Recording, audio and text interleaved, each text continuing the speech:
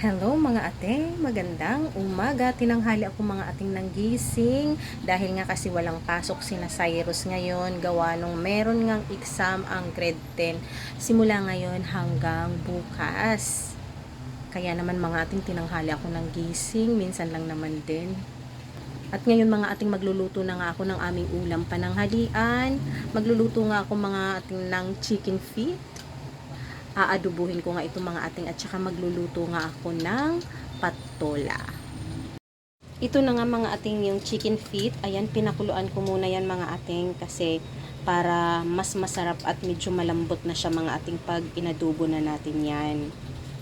At syempre, ang patola, binili ko po yan mga ating kahapon sa bayan, sa palengke ng Taytay. Ayan, o diba?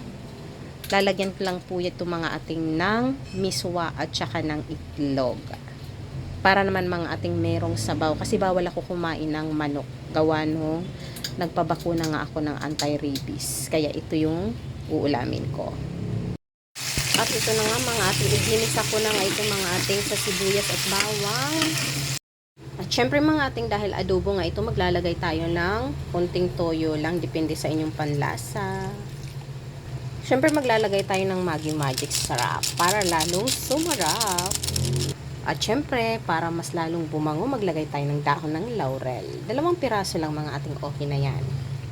At another pampalasa, ang paminta. At maglalagay na ako mga ating ng suka. At syempre mga ating para mabalance naman yung alat at asim, maglalagay tayo ng brown sugar. Kunti lang. At habang nga nagluluto nga ako mga ate, kumukulo pa naman, nakakapili na ako kasi di ako nakapagkape kanina. Tanghali na nga ako gumising mga ate at inasikaso ko pa agad yung ating mga pusang alaga. Kape tayo. Medyo malamig na. Sarap talaga magkape. Purong kape itong mga ating at saka nilalagay kong gatas ay Bear Brand tsaka brown sugar.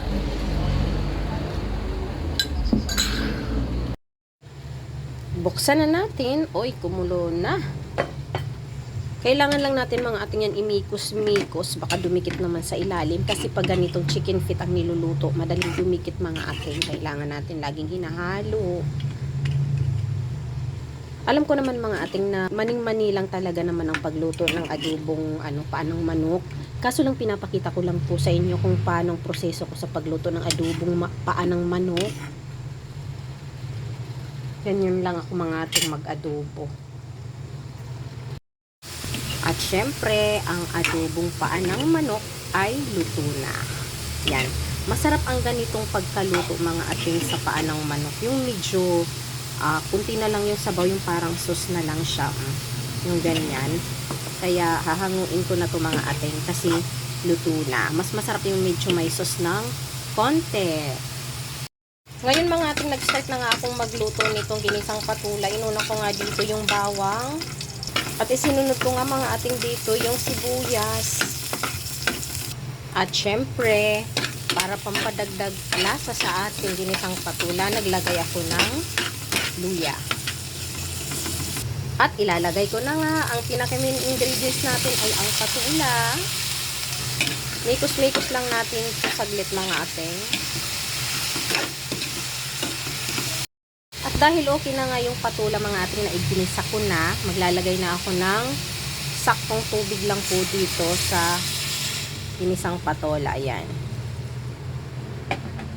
Pakukulaan lang po natin yan mga ating bago natin yan lagyan ng mga pampalasa. At dahil nga mga ating kumukulo na nga ito, lalagyan nga natin ng pampalasang patis, magic sarap, at syempre, nor pork cubes. At maglalagay ako ng paminta. Syempre, hahaluin natin to mga ating.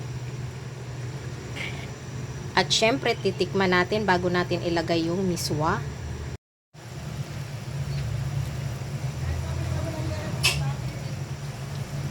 Okay na siya. Lagay na natin yung miswa. Maglalagay lang ako ng 1 pirasong balot ng miswa. Haluin lang natin. Mga ating nakalimutan ko, hindi na po pala ako maglalagay ng itlog kasi nga bawal sa akin yung malalansa. Kaya ganito na lang siya mga ating, masarap naman.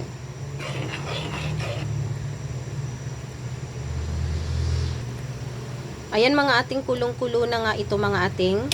Hahaluin ko nga lang ito saglit at papatay na natin yung apoy kasi baka malabsak pa siya.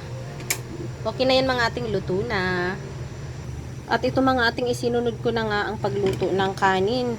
So ayan, pakulo pa lang siya mga ating. Kaya hanggang dito na nga lang po muna ang aking for today's video and mini vlog. Hanggang sa muli, maraming salamat po sa inyong panonood palagi. Kunti pa man po tayo sa ngayon mga ating, darating din po ang araw na dadami din po tayo. Hanggang nandyan po kayo palagi nakasuporta. Bye bye na po, ingat po tayong lahat.